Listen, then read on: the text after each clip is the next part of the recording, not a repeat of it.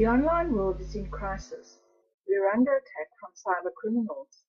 Whether we're subject to a ransomware attack or our children are cyberbullied, it's getting so that I am just a little afraid to go online. But I can't live or work without being online. I certainly can't work without being online. And more frequently, I can't live without being online. Most of us can't. Government services, banking, entertainment, games, more and more the only way, or certainly the preferable and more efficient way, is to access these online. People go online using PCs or mobile devices. We find that the millennials are much more likely to be using mobile devices. But we notice that only about 33% of mobile users actually install even basic virus protection on their mobile devices. Why is this? Well, I think it has a lot to do with awareness and education. Cyber criminals steal our money. Perhaps even more disturbing, they bully our children online. In South Africa alone, about 10 cases of teen suicide that are attributed to cyberbullying are investigated every year. That is shocking. Why is this happening? Is it because we need more training? Even in organizations, formal training on cybersecurity is low. A survey I read said that more than 56% of users surveyed said they hadn't received even basic cybersecurity training in the organization. Security is everybody's problem. You're the target of these criminals. I'm the target of these criminals. We're all the target of the criminals. But in the same way as we don't expect the police to keep us safe on a day-to-day basis, we need to keep ourselves safe online. Nobody else will. Even in an organization, it's really down to the individual. So why are we so vulnerable? And what can we do about the problem? There's a lot of information out there. The problem is much of it is text and then presented in what I call shopping list style. The 10 best ways to keep yourself safe online. It's often very long. When we add to that, about 75% of people in the world are visual learners, and we're presenting them with text and expecting them to learn from it, we have to understand that there's a problem. Sure, there are a lot of videos available, which are more acceptable than loads of text, but the fact remains videos are very passive. I, for one, usually play videos, listen to the sound, while I go ahead and read my emails or do something else. And I'll bet I'm not the only person in this room that does that. The content, be it text or video, is also often written in geek speak because it's written by security experts, IT guys. So it's not that accessible to Joe Public. Viewers or readers are also not made aware of the consequences of their action. I'm proposing using game-based learning to teach security and privacy on a personal level to everyone. Can games provide a safe yet effective way of teaching online security to the world? I believe it can. I'm passionate about this, but I can't do it on my own. I need to bring people along with me on the journey. It's not a new idea. And many papers have actually been written on the idea of using game-based learning to teach security. But in practice, I see no evidence of it out there, which means it might be out there, but it's not widely available. So why games? Games are a good way to educate everybody. They're fun. So we can take a serious subject and make it fun. Fun adds to the intrinsic motivation and the reason for people to want to do them. We have to. There's no good making the best learning out there in the world if nobody does it. We could use a sound instructional design approach to make sure that learning transfer does happen, to make sure that the behavior changes. Think of games as simulations with fun and challenges built in. Let's consider the architecture of games for a minute. Games have got goals, so the player or learner knows what the outcome will be. They have rules, what they need to do and what they mustn't do, and then suffer the consequences if they don't follow the rules. That's an important lesson to learn. They have a series of meaningful steps, which mean make the learning really meaningful, surprisingly enough. There's a lot of problem-solving activities which aid or lead to mastery, and there's a balance between structure and exploration that gives autonomy. Games are good for learning because they require intense concentration. This makes the learning very engaging and combats short attention spans. Researchers now reckon that the human attention span is 6 seconds, compared to a goldfish who has an attention span of 9 seconds. So us humans really aren't doing very well. Learner engagement also counteracts information overload. We are all living in an information overload world. There's more information out there than our minds and our brains can even comprehend. And we're getting it bombarded with it all the time.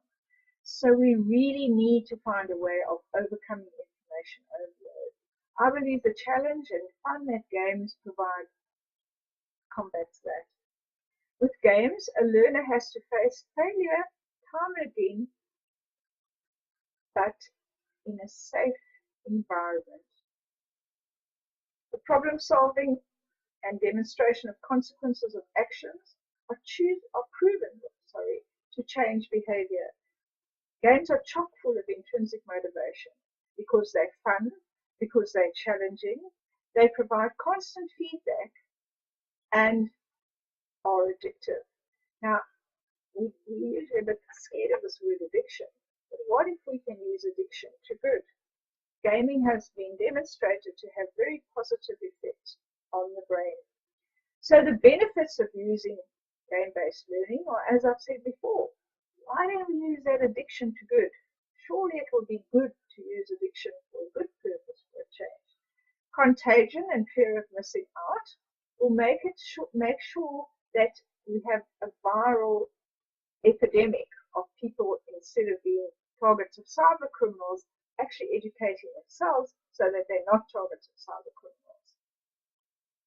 If I play the game, and because I do it, 5 of my friends are encouraged to do it, and then 5 of their friends are encouraged to do it, it will go viral. If everybody in this room plays the game, and then 5 of their friends play the game, 5,000 people, and then 5 of their friends play the game, well, you get the message. We can go viral, we can make it big out there very, very quickly. Gamers are also inspired to cooperate and collaborate, so we can look in the longer term at ways of creating communities of players, so that people again work with each other to keep each other safe. Maybe a small community, maybe your neighborhood, maybe much wider than that. We can draw attention to the problem of cybersecurity in a non-threatening way. I'm sure that when we talk about it, it's a little bit like we talk about how to keep yourself personally safe. Even though you want to do that, you're also a little scared at the same time. And when you're scared, you don't learn. So if we do it in a non-threatening way, we've got a far greater chance of people actually understanding it. We can make games available to everybody, everywhere. Sure, we will need to translate and localize, but even that we can do on a large scale. A further benefit is that it supports UN initiatives. It aligns very closely to WIS's action line C5, building confidence and security in the use of ICTs. And because it's about learning, it also falls fairly and squarely in Sustainable Development Goal 4, ensure inclusive and equitable quality education for all. So my dream is to have games built at all levels, so we can start from basic levels and then make the games themselves more complicated, and at the same time make the learning more detailed as we go up, scaffolding, as gamers would call it. We can build in extrinsic rewards. So apart from the intrinsic rewards of gaming, we can build in things like online badging. Badging is a good way to provide the user with bragging rights. I can say, look at me, I've got 5 badges, and that might encourage my friends to also earn 5 badges. So that more, it's a way of not only giving people bragging rights, but then having a visible um, example or notification of how well they're doing. You can scaffold badges as well, so you can have people getting more advanced badges for more advanced courses, and perhaps a super badge if they actually complete all the games or a whole game or whatever. We could also, in the longer term, look for prizes to be sponsored by online stores or even offline stores. I'm thinking of things like Amazon vouchers, Starbucks vouchers, the list goes on and on and on. And I'm sure that we could encourage, if we encouraged all the online stores in the world to give us just one voucher, we would have a lot of prizes. The games will be aimed at all ages, and we can get games developed perhaps by setting competitions through things like an incentive challenge or the WSIS project prizes to actually encourage people to develop a game for a reward, but not perhaps for the full cost of developing the game. We will need to find funding, but I believe we can through governments. Governments have a very, very big and important role to play in making sure that their users are safe. And it will save time, because if your police force are investigating fewer cyber criminals, well, less of a burden on the police. We can also look for sponsors through companies, through organizations such as ISACO who specialize in this. I also want to look at some of the channels through the UN that provide funding, perhaps to start the project, because we obviously need to get a group of people together and start some detailed planning.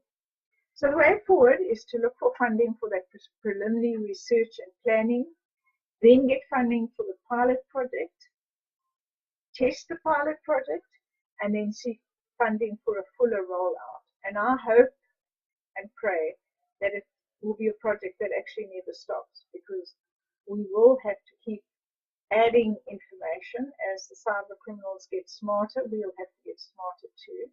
But I believe that it will be a very, very effective way of training everybody. That's my dream. That's my game. You're going to play with me.